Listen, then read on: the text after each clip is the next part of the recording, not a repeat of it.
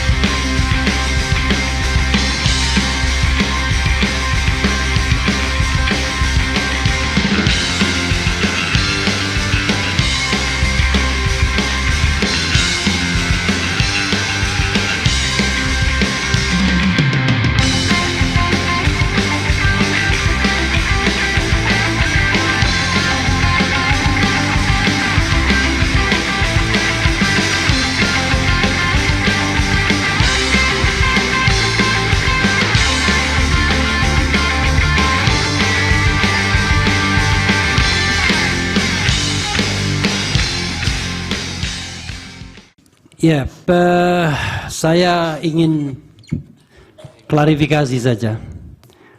Anda tadi bilang anggota TKN, Tim Kampanye Nasional, ya, sebagai juru bicara. Ya.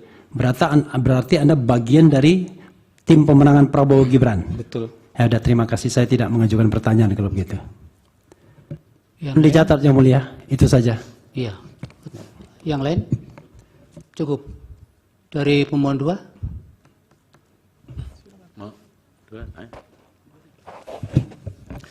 Terima kasih Yang Mulia. Pertama, betapa kita sedang dipertontonkan oleh seorang ahli perilaku politik yang secara etik bagaimana menghina gurunya sendiri. Bagi kita itu adalah satu tindakan yang tidak proporsional di dalam persidangan ini. Itu yang pertama. Lalu yang kedua, saya sebelum sampai pada pertanyaan, saya ingin memulai dari sebuah analogi. Kalau saya berlaku baik terhadap seseorang, tentu kebaikan pula yang saya dapat apresiasinya. Dalam logika berpikir seorang manusia yang rasional, logik, dan punya hati nurani, saya kira cara berpikir dan sikap pasti seperti itu. Saya sekarang masuk kepada apa yang saudara kemukakan, seorang ahli. Tidak mungkin ada pengaruh secara langsung terhadap keterpilihan seorang petahana terhadap bansos itu sendiri. Saya mau katakan begini kepada saudara, bahwa kalau kita melihat di bulan Februari, kecenderungan bansos itu mengalami kenaikan luar biasa. Tadi sudah dikemukakan sebenarnya hampir 59 triliun yang di cover oleh alasan sebagai alasan El Nino. Padahal El Nino sendiri sudah selesai di bulan November. Nah, kemudian untuk apa dan kepentingan apa kemudian bansos itu diturunkan kepada masyarakat kalau tanpa memiliki efek elektoral terhadap kehendak yang mau dicapai oleh seorang petahana ataupun seorang Prabowo Gibran. Nah, saudara ahli, tentu saya mau bertanya, apakah saudara sudah pernah meneliti berapa keterpengaruhan antara bansos yang ditebarkan dengan preferensi politik masyarakat kita sehingga beralih dari pasangan yang lain kepada pasangan 02. Itu yang pertama, Yang Mulia.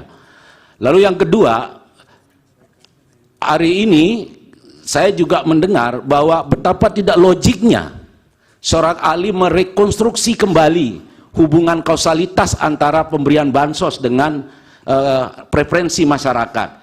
Saya kira sebodoh-bodoh saya, Yang Mulia, saya kalau diperlakukan baik oleh seseorang, apalagi diberi sesuatu, tentu akan saya apresiasi dengan cara yang baik. Tidak mungkin pada saat momentum di mana pemilu, orang punya pilihan, Orang punya kebebasan dalam memilih, tiba-tiba diberikan sesuatu untuk dengan maksud agar orang berbuat atau tidak berbuat sesuatu terhadap sebuah pilihannya. Dan itu yang terjadi. Saudara tidak bisa menutup mata dengan hal ini. Yang kedua apa pertanyaan? Saya kira yang pertanyaan saya adalah, dari mana saudara bisa merekonstruksi sedemikian rupa sehingga saudara bisa berkesimpulan bahwa tidak ada pengaruh bansos dengan preferensi masyarakat itu sendiri. Terima kasih. Baik. Silakan.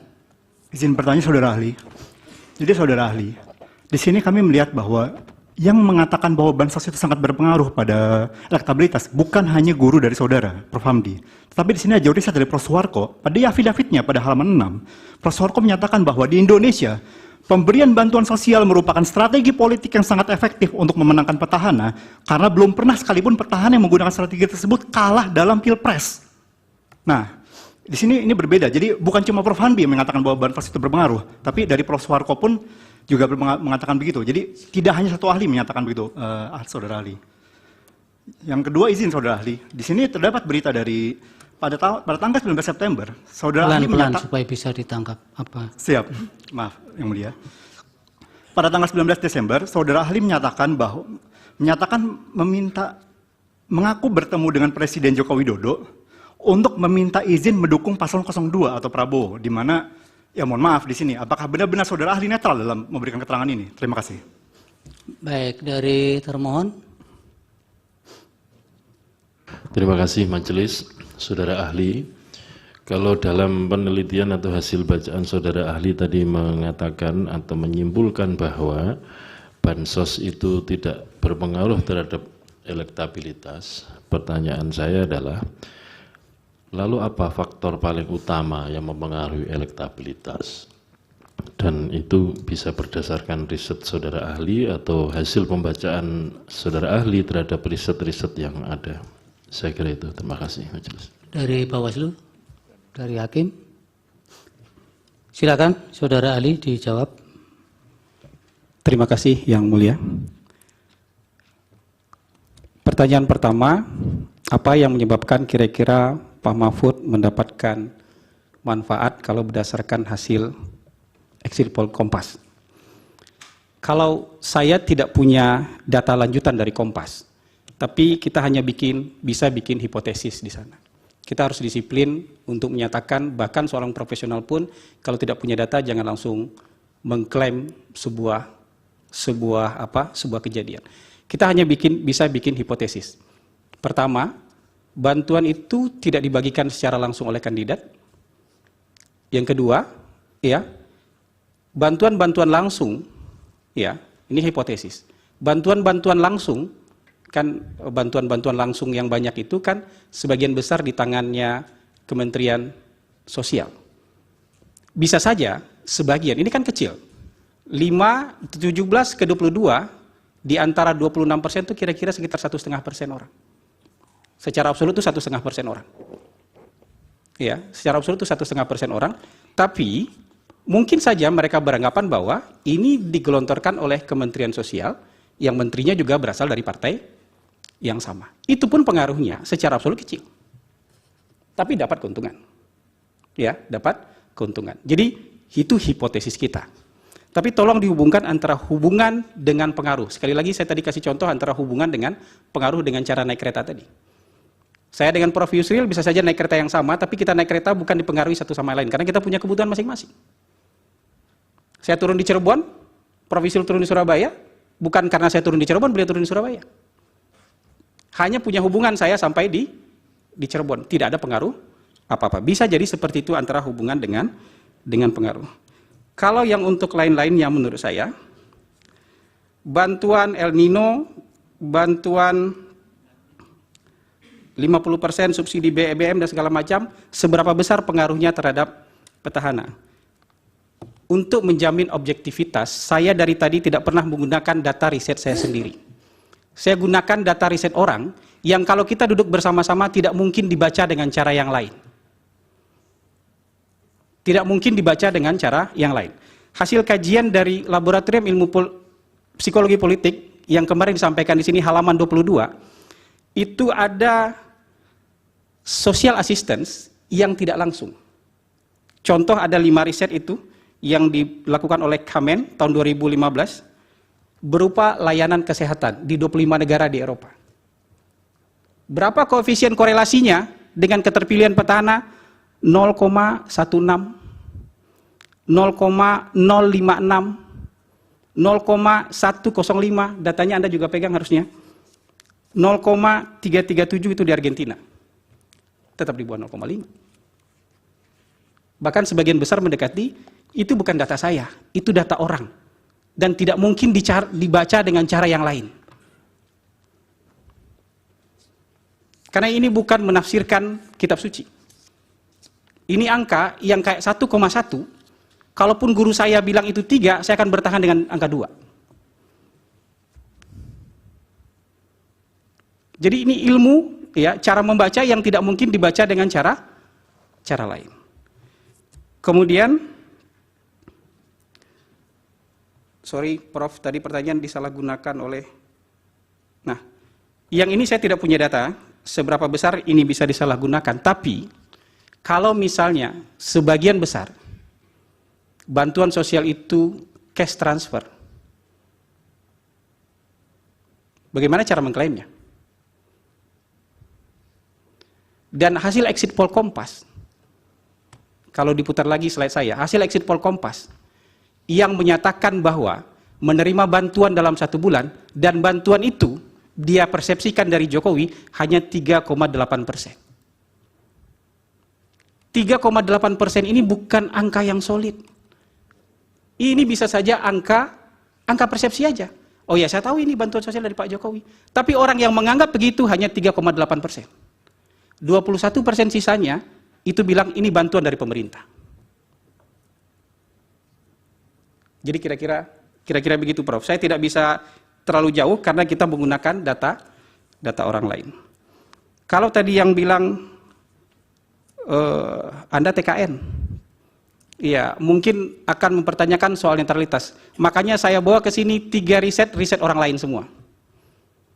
Saya juga punya hasil riset sendiri. Sudah tadi kan tidak ditanya. Iya. Jawab saja yang pemohon 2. Kemudian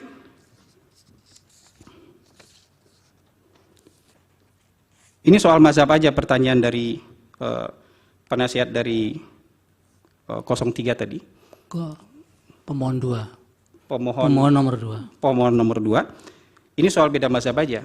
Kalau saya sudah membuktikan berkali-kali bahwa bantuan sosial tidak berhubungan dengan, ini professional judgment saya, tidak berhubungan, bukan tidak berpengaruh lagi, tidak berhubungan dengan keterpilihan kandidat. Kalau soal masa iya orang baik kita tidak balas, itu soal perasaan. Saya tidak bisa tuangkan perasaan itu ke dalam angka kalau tidak disurvei dulu. Kalau hanya perasaan 1 orang, 2 orang tidak bisa kita jadikan generalisasi.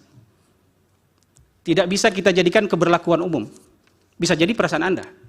Bisa jadi itu hanya perasaan saya aja.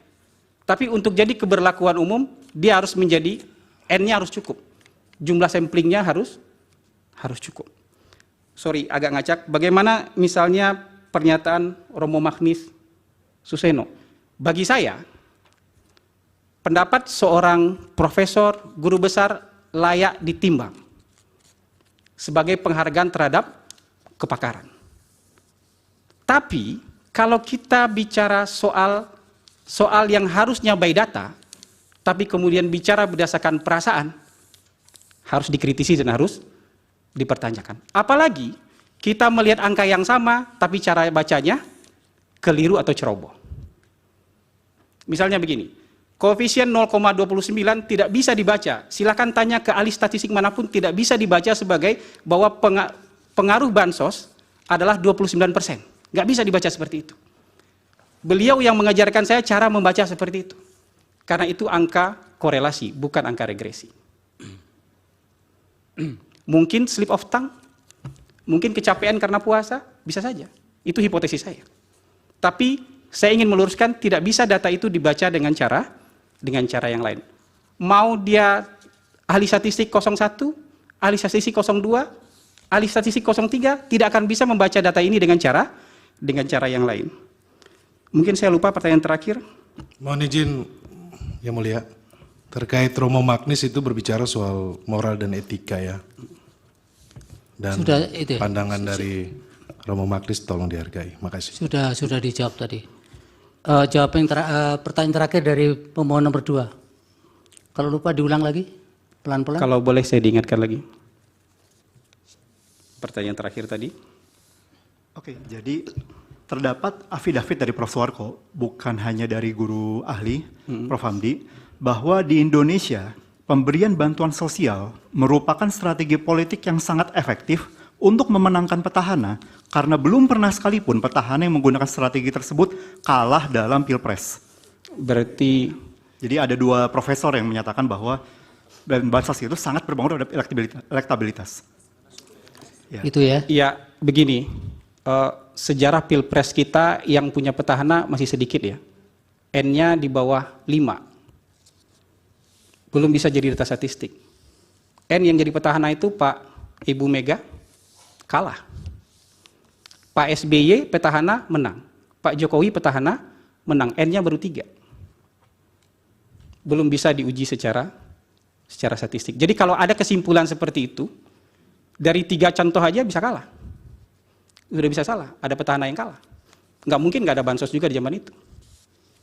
Nggak mungkin juga nggak ada gula-gula di zaman itu, punya kekuasaan. Pertanyaan dari KPU, termohon. KPU bertanya, apa yang faktor yang paling menentukan? Dari seluruh pollster yang ada, ya, ada perbedaan antara kebutuhan masyarakat dengan selera politik masyarakat. Kalau ditanya, ini hasil survei semua pollster. Kalau ditanya kebutuhan Anda seorang pemimpin itu seperti apa? Yang mampu menciptakan lapangan kerja, yang mampu mengendalikan harga kebutuhan pokok, yang mampu mengentaskan kemiskinan, yang mampu memberantas korupsi. Itu kebutuhan. Tapi seleranya berbeda. Selera pemimpin, kalau hari ini selera pemimpinnya yang tegas, yang paling tinggi.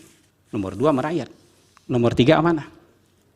Kalau di zaman Pak Jokowi yang paling tinggi, merakyat, yang kedua tegas. Di zaman yang PSBY, cerdas, ganteng, berwibawa.